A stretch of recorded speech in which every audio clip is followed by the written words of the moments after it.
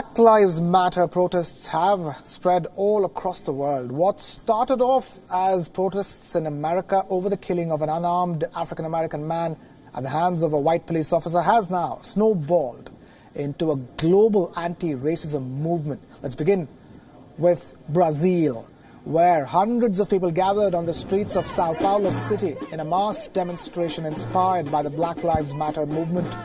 Protesters were seen holding signs reading "Out with Bolsonaro," the president, and "Black Lives Matter."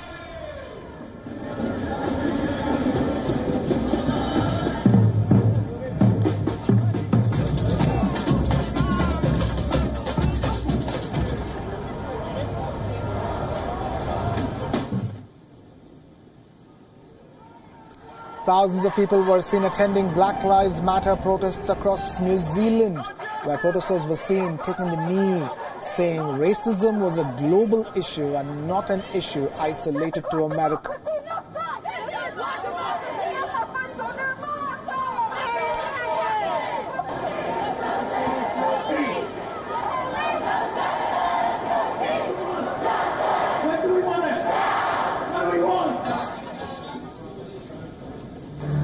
Black Lives Matter demonstrators gathered in London, in the United Kingdom, and the northern city of Leeds for peaceful protests.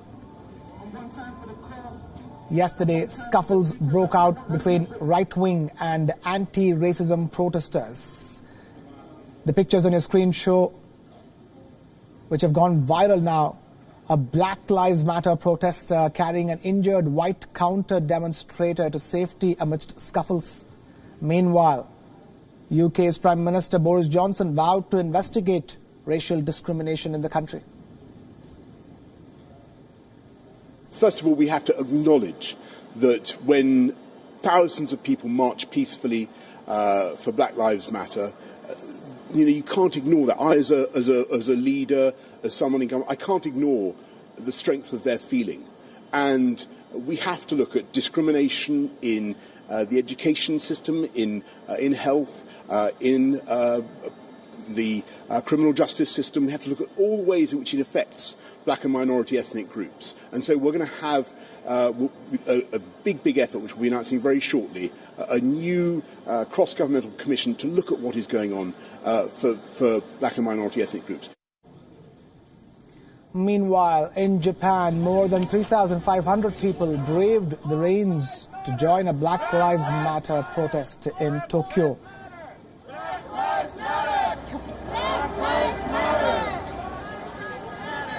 Black Lives Matter!